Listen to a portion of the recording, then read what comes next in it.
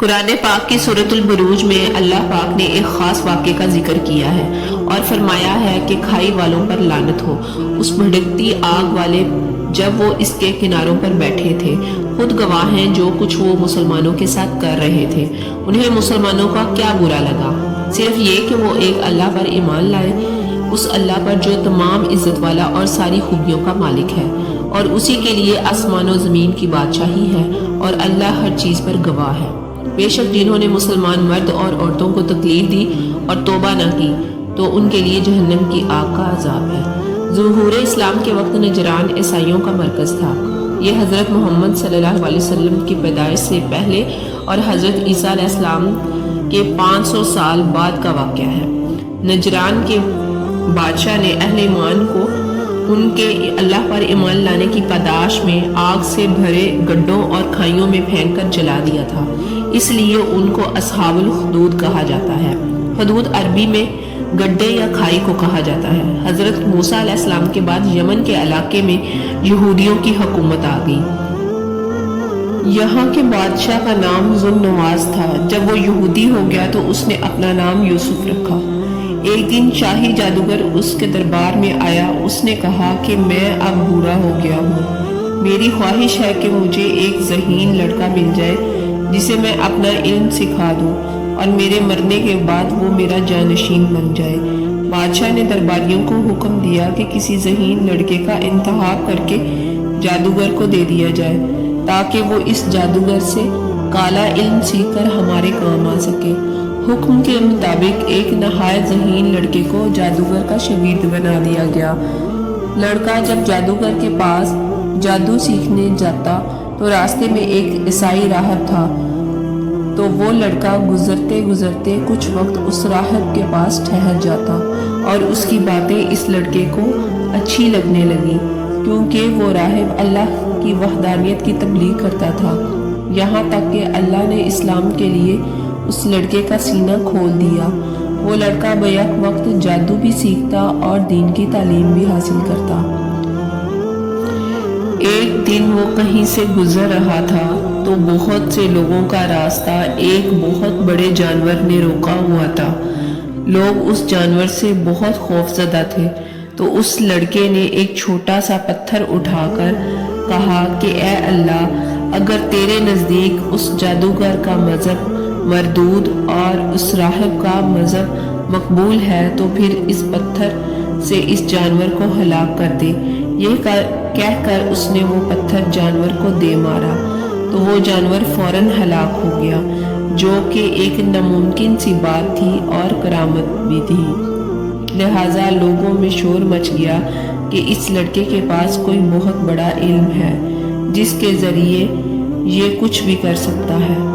جب راہب کو اس بات کا علم ہوا تو اس نے اس لڑکے سے کہا کہ اللہ تعالیٰ نے تمہیں توحید اور ولایت کے درجے پر فائز کیا ہے، تم کامل ایمان والے ہو چکے ہو، لہٰذا تم جو بھی دعا کرو گے اللہ تعالیٰ اسے قبول کرے گا۔ پھر پریشان حال اور مصیبتوں میں گھرے ہوئے لوگ جوک در جوک اس کے پاس آنے لگے اور اس کی دعا سے فیض یاب ہونے لگے۔ بادشاہ یوسف کے وزیر کی اچانک بینائی چلی گئی۔ اس نے جب اس لڑکے کے بارے میں سنا تو اس کے پاس آیا اور کہنے لگا کہ اگر تم میری بینائی لوٹا دو تو میں تمہیں بہت سا مال دوں گا۔ لڑکے نے جواب دیا کہ میں نہ تو خود کسی کو شفا دے سکتا ہوں اور نہ ہی خود سے کچھ کر سکتا ہوں، کیونکہ شفا دینا اللہ کا کام ہے۔ ہاں، اگر تم اللہ پر ایمان لے آؤ تو میں اس سے دعا کروں گا کہ وہ تمہیں شفا دے۔ چنانچہ وزیر اس لڑکے کی تبلیغ سے اللہ تعالیٰ پر ایمان لے آیا، تو اس لڑکے نے اللہ تعالیٰ سے دعا کی تو اندھا وزیر بالکل ٹھیک ہو گیا۔ پھر وزیر بادشاہ کے پاس گیا تو بادشاہ بہت حیران ہوا اور اس سے پوچھنے لگا کہ تیری بینائی کیسے واپس آئی؟ وہ کہنے لگا میرے رب نے مجھے دوبارہ بینائی دی ہے۔ بادشاہ تو خود کو ہی رب کہلواتا تھا، کہنے لگا کہ میں نے کب تمہاری بینائی درست کی ہے؟ اس وزیر نے کہا بادشاہ سلامت، آپ نے نہیں بلکہ اس رب نے ٹھیک کی ہے جو میرا اور آپ کا رب ہے۔ بادشاہ کو شدید غصہ آیا کہ میرے علاوہ اور کون رب ہو سکتا ہے؟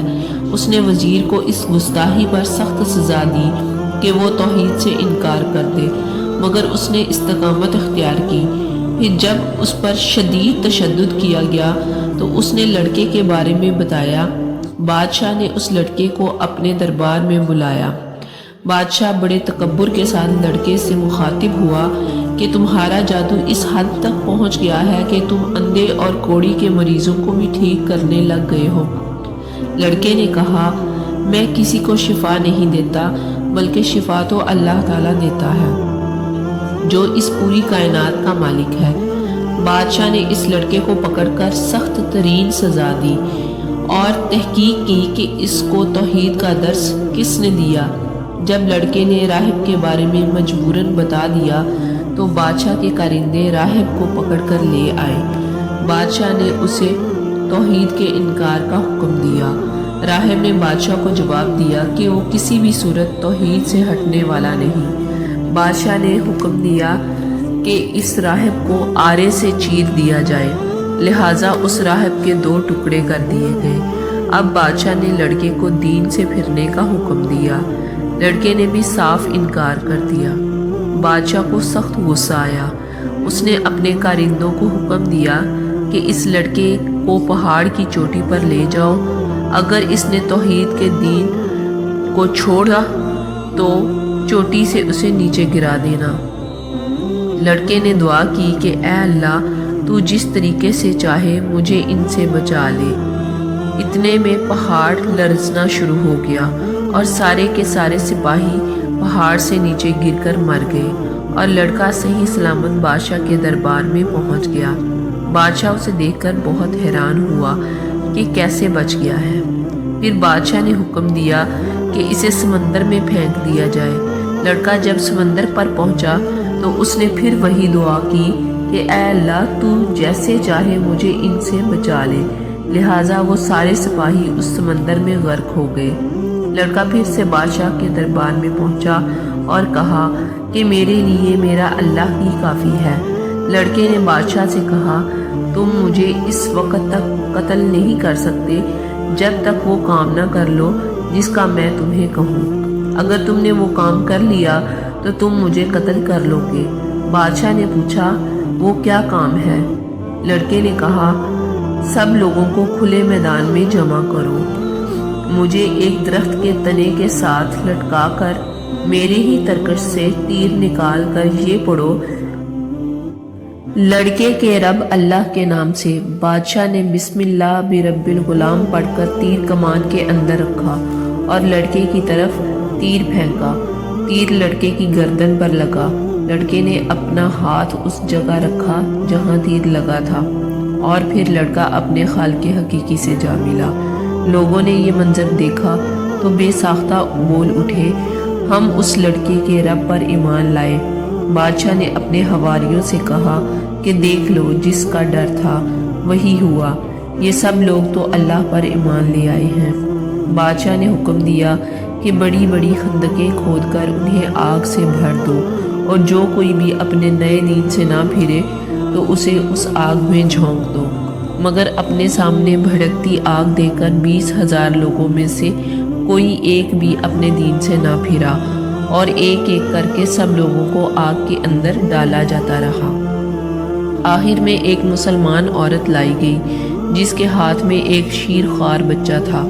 وہ اپنے بچے کی طرف دیکھ کر آگ سے گھبرانے لگی اور سوچنے لگی کہ کیوں نہ میں وقتی طور پر جھوٹ بول کر اپنے بچے کی جان بچا لوں، مگر اس بچے کو اللہ نے قوت گویائی دی اور وہ بولنے لگا، اے میری ماں، صبر کرو، بے شک تم حق پر ہو۔ یہ سن کر وہ عورت بے دھڑک بچے سمیت آگ میں کود گئی اور اللہ کی راہ میں شہادت کے رتبے پر فائز ہو گئی۔ بادشاہ کے کارندے خندقوں کے کناروں پر بیٹھے ایمان والوں کا تماشا دیکھتے رہے، مگر ان بدبختوں کو ذرا برابر بھی ان پر رحم نہ آیا۔ ایک شخص کسی طرح جان بچا کر وہاں سے بھاگ نکلا اور کسی طرح سے شام میں مقیم کیسر روم کے دربار میں پہنچ کر نجران کا سارا واقعہ اسے بتایا۔ کیسر نے فوراً حبشہ کے بادشاہ نجاشی کو خط لکھا کہ وہ اس ظلم کا انتقام لے۔ حبشہ کی 70,000 فوج اربات نامی جنرل کی قیادت میں یمن پر حملہ آور ہوئے۔ ذوالنواز مارا گیا اور یہودیوں کی حکومت ختم ہو گئی اور یمن حبشہ کی عیسائی سلطنت کا حصہ بن گیا۔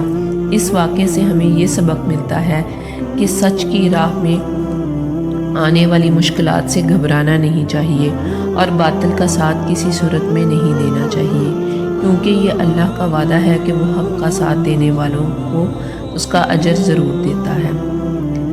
آپ کو یہ واقعہ کیسا لگا؟ کمنٹ میں اپنی رائے ضرور دیجیے گا اور اس چینل کو بھی سبسکرائب کیجیے۔